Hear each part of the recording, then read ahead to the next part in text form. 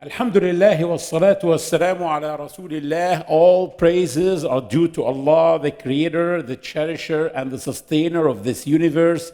And may His peace and blessings be upon His noble Prophet Muhammad and his descendants and his companions and his followers, dear respected followers of Prophet Muhammad. I'm replacing Shaykh Shafi' today. And I chose to speak about a very important topic, which is educating Muslim children in the 21st century. Allah Subhanahu wa Taala said in Surah Al-Kahf, "Al-mal wal-banun zinatul hayati dunya." Wealth and children are the adornments of the earlier life. Al-Hayat al-Dunya. The word dunya is the feminine of al-adna. Adna means earlier. So dunya means the earlier life. Al-akhirah, the hereafter. Allah said that wealth and children are the two most beautiful things in this life. So children are a gift from Allah. And Allah subhanahu wa ta'ala have told us that children are a responsibility. Being a parent is a gift, but at the same time, it's a responsibility. Allah subhanahu wa ta'ala said, "Ya ayyuhalladhina amanu, qu anfusakum wa ahlikum nara, waquduha an-nas wal hijara." O you who have attained faith, shield yourselves and your families from a fire whose fuel is people and stones. So you have a responsibility to protect your family from being the fuel of fire. Yesterday, I was on BBC Arabic discussing, BBC Arabic radio, discussing a new survey that was issued about atheism and how it spread in the Arab world. And then they brought some atheists and some troubled young people on the show asking questions.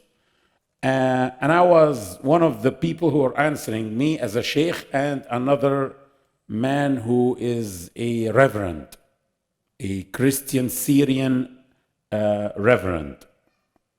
And then this girl called Aya gave a question, I answered, and then the interviewer asked her if she's okay with this answer. She said, actually, yeah, it's perfect. So, alhamdulillah, it's fine. And then I found the Christian reverend exploding, saying, I have a problem with such kind of answers. Because my answer was, let me tell you, the girl said, why God is doing this to us? Why life is full of adhab, full of hardship? My answer to her was, there are three types of lives. A life that has only na'im, na'im means enjoyment, and there's no hardship at all. And there's a life that has only hardship, and there is no na'im at all. There is no enjoyment in it at all. And there is the life that is a mixture between both, na'im and adhab, hardship and enjoyment. The first two lives are not in this life, are not in this world. They are in the hereafter. So the life that has only hardship and no enjoyment at all is the life in Jahannam. And the life that has only enjoyment and no hardship at all is the life in paradise. But this life that where we are now, where is a mixture between na'im and hardship, enjoyment and gifts and hardship. But even the gifts are a test from Allah. So if Allah gifted you with strength, it's to test you. Are you going to use this strength in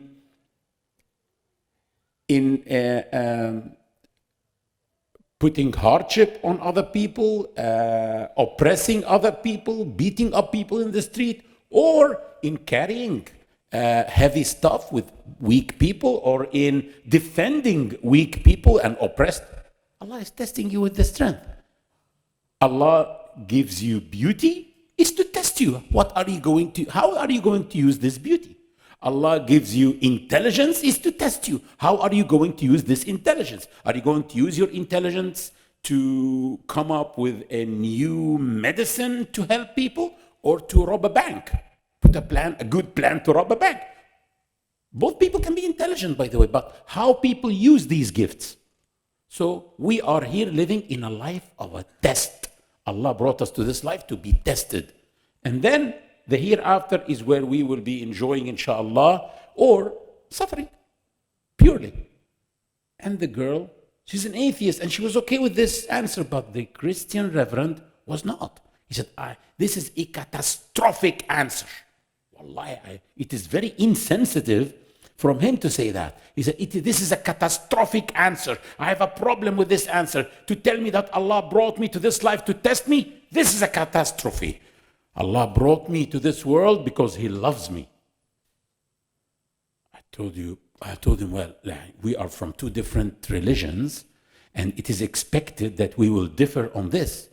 Let me tell you that what I'm saying is not my own opinion, is the opinion of every school of thought in Islam, not even in the Sunni fold, even Shia, everybody, no Muslim differs on this. We are here to be tested. You believe that Allah brought you to this life because He loves you? I believe that when Allah loves me, He will not bring me to this life. He will bring me to paradise. So this is one of the things. Kids and children, those who have children, Allah gifted them with the children, but they are a test. How are you going to deal with this test? Let me tell you now how Al-Ghazali, Imam Abu Hamid Al-Ghazali, in his famous book, Ihya Ulum al-Din, which is the revival of Islamic sciences. It's a very good book. Though it has a lot of weak hadith, we all know that. But now there is tahqiq, and we can know now which hadith is authentic and which is weak. No problem. But he said something very beautiful. He said, الصبي أمانة عند والديه وقلبه طاهر كالجوهرة النفيسة الساذجة خالية من كل نقش وصورة. He said, every child is a trust that Allah gave to his or her parents. The child's heart is a pure gem which is ready to acquire any information and ready to incline towards any inclination. If the child is taught good, he or she will be good and will bring about happiness to himself or herself and to his parents and his teachers in this life and in the hereafter. But if he is taught evil, or if his education is ignored like an animal, he or she will be evil and will bring about destruction, which his guardian will be accountable for. And his guardian, as according to Imam Abu Hamid al-Ghazali, is not just a parent. It's even the wali, it's even the ruler. And this tells us about the importance of education, of giving the right education to our children. He also continued saying, وَكَمَا أَنَّ الْبَدَنَ فِي الْإِبْتِدَاءِ لَا يُخْلَقُ كَامِلًا وإنما يكمل ويقوى بالنشوء والتربية بالغذاء.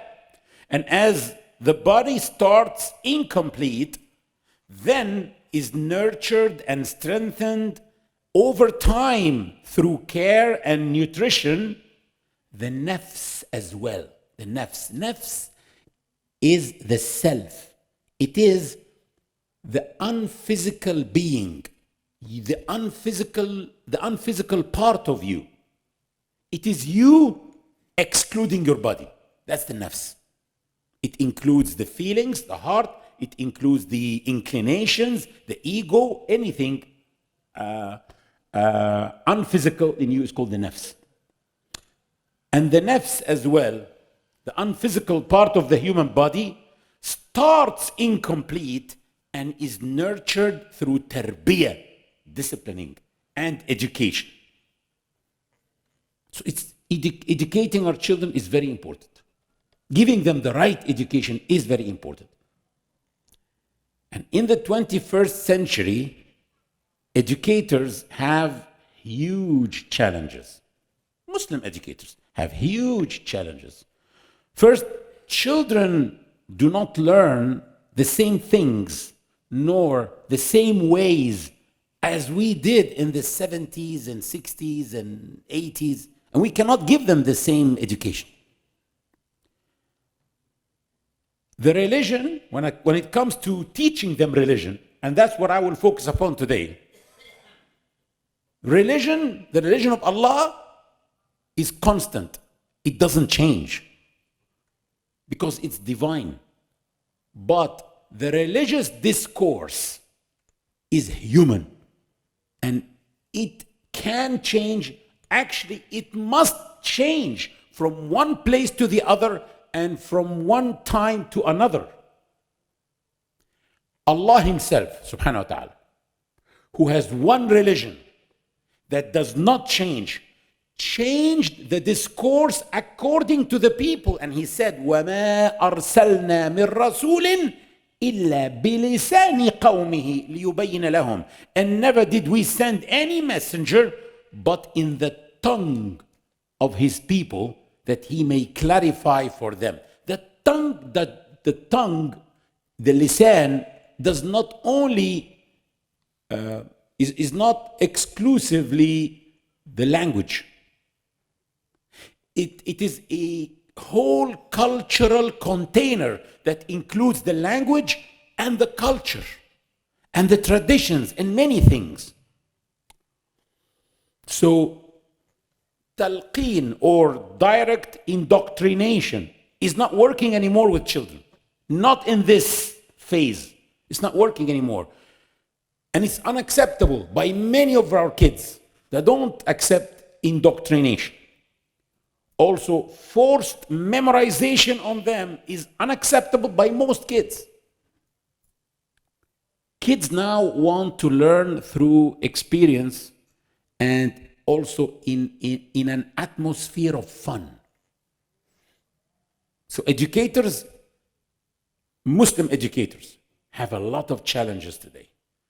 The spread of secular and materialistic views are a huge challenge. And the problem is that they are embraced by some educators. So I can be a Muslim educator, but there's a non-Muslim educator too. And there is a secular Muslim too. And there are so many educators who are educating my children. So I have competitors that are competing with me in the field of education who will feed the kid the education that he wants. Children today are fed that there is nothing in existence except what they can see and feel. That's the materialistic view. That the human being in this materialistic mind is reduced into the trinity of consumerism, production, and fulfillment of desires, and that's it. But there is no spirituality. The spirit doesn't exist for them. We as Muslims do not believe that we are bodies and souls. No. We don't believe that we have souls. We believe that we are souls that have bodies. We're not just bodies that have souls. No, we are mainly souls. The soul is the most important, but my body is not. If I get a hand cut or a leg cut, I'm still Fadel Soliman in front of you. But it's my soul that if it departs, You just throw me in a grave. So educating our children that they are bodies and souls is not an easy task today, especially in such an atmosphere that is hostile to spiritualism. To educate our children about themselves and their God and about the relationship between themselves and their God is a huge challenge today. I remember about 10 years ago, exactly 10 or 9 years ago, in the Arab world, in one of the countries of the Arab world, by the way, one of my trainees, she's an Islamic education teacher in an international school. She entered the class and she asked every child, boys and girls, to get out a sheet of paper and to write everything in his or her mind about Allah without writing his or her name. And she collected the papers so that kids don't shy from expressing themselves. The lady fainted in the class.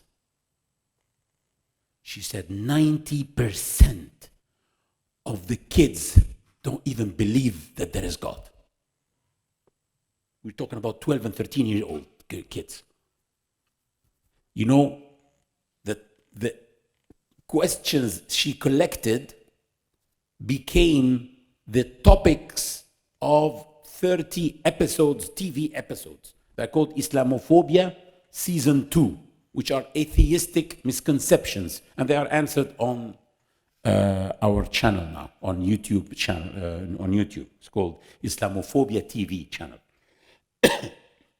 So we in Bridges Foundation collected all the root causes of atheism that we experienced through counseling young people who left the religion during the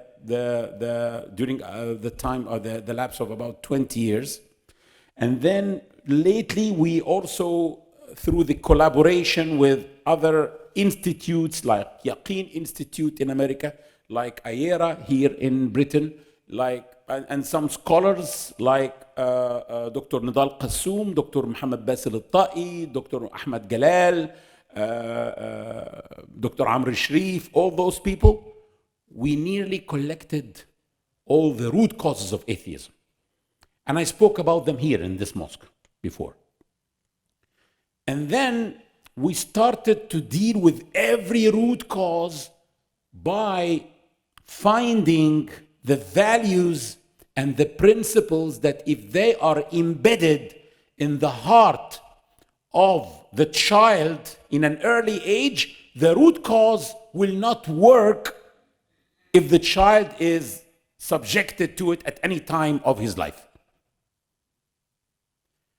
And we launched an unprecedented workshop, alhamdulillah. It's called Protection from Atheism for Children and Youngsters. This workshop is divided into two branches. One branch is a program for the kids, and it's not called anything about atheism. It's games. Kids will open and play games. And I'm going to explain to you how we did that. And then there is also lectures for the parents, explaining to them the values and the principles that we are embedding in their children's hearts and minds in a separate workshop. We started with one game which was launched already a month ago or a month and a half ago, and we are working on a new one now. Let me tell you why a game. First of all, we produced 16 videos for the kids, but maybe kids who are 8-year-old, 9 years old are not going to listen to me. I don't look interesting for them, and they don't know me. So we trained a 12-year-old boy. Here, that boy. Okay? 12-year-old. That's one of the trainees, actually. Inshallah, in the next game, there will be others. 12-year-old, whom we trained to give the material that we prepared. He did not prepare it himself, because some people say, but how can I trust that this boy is knowledgeable enough? We did not say anything from himself. We prepared everything, and he is giving it to the children. Okay, on camera. Good. That's the first innovative thing in this, the first creativity. What else? How can we make sure that the kids digested the meanings that we want to give them? So we made for them, we give them after every video 4 questions, multiple choice questions, that tells us if the kids really understood the message of the video or not. Good? The challenge is, me as a parent will sign up my kid, but how can I know that kids are really going to watch 16 videos and answer the questions? So we embedded this in a game. The boy goes, the game is called After the Match. The game starts by the kid choosing between 4 languages: English or Arabic with the Egyptian dialect, or Arabic with the, not Moroccan, the Moroccan did not deliver actually, unfortunately. Arabic with the Syrian dialect, or Arabic with the Gulf dialect. When he chooses, he watches a drama video that is very interesting. And after that, he chooses a team, one of the teams of the World Cup. And then he plays 15 matches, penalty shootout matches against the computer. Each match starts with a video for Ahmed Salah in 3 minutes, giving him a short message in which there is a value that we are trying to put in the kid's heart. After that, the kid, after watching the video, the kid starts answering questions. When he answers the question right, he scores a goal. When he answers the question wrong, the ball goes out, and then he is told, try again. He is told to try again, and then he is brought back to the same question again. And then he has to answer it properly in order to move. Like that, the kids watch 15 videos and answer the questions. And then they feel like they want to play the game again. It becomes addictive. We want them to be addicted to this game, actually. Because through answering the questions, by the way, the kid, it's not enough for the kid to answer the right answer, to check right. Oh no, he has to check wrong as well on the wrong answers, because this is how we are disciplining them. And the kids will not know the places of the answers by heart to play it without reading, because we change them randomly. So every time the kid plays, he has to watch the video, he has to read the questions and the answers. That's the first one, which deals with about 15 causes of atheism. We are right now producing the second module, which deals with the existence of God, embedding in their hearts the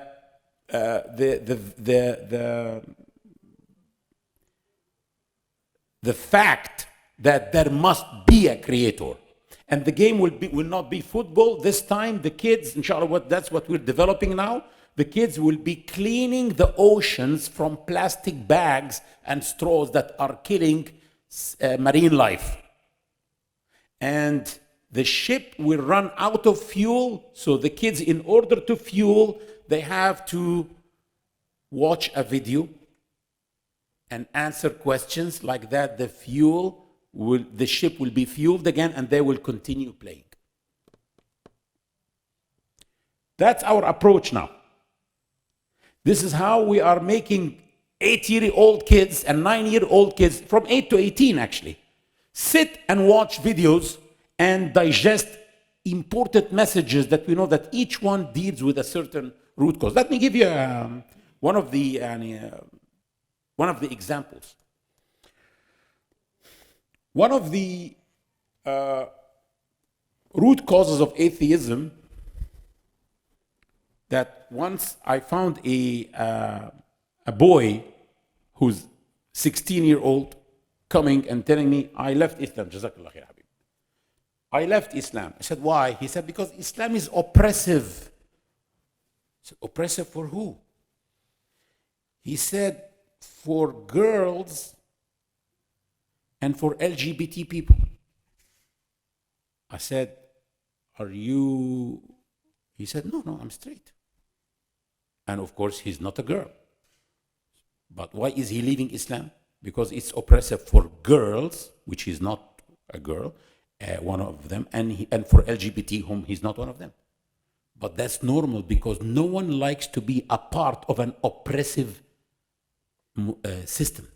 No one likes to be a part of an oppressive religion. What can I put in the heart of this boy in the age of 8 so that he can avoid this root cause of atheism when he faces it in the age of 15 or 16? In the age of 8, should I talk to the kids about ahkam al-mawarith and inheritance and why Allah gave the girl that and the boy? No, he's not going to understand this. Should I talk to kids in the age of 8 about shudud ginsi and homosexuality? No. You know what we're doing? In the age of 8, we are instilling in their hearts that Allah brought them to this life in order to establish justice. That Islam is a religion of justice. Islam tells them to remove the oppressors, to stand against oppressors. So in the age of 16, when someone tells him Islam oppresses, he will not even continue. He will not allow him to continue. He said, shut up. Islam does not oppress. And if he hears it, he's not gonna submit to the misconception easily like an ignorant boy. No, he is programmed since a young age that Islam is a religion of justice. So anyone who tells him Islam oppressed anyone, he will not accept it, and he will go and research and bring him the answer. So this is how we dealt with the misconceptions and with the root causes.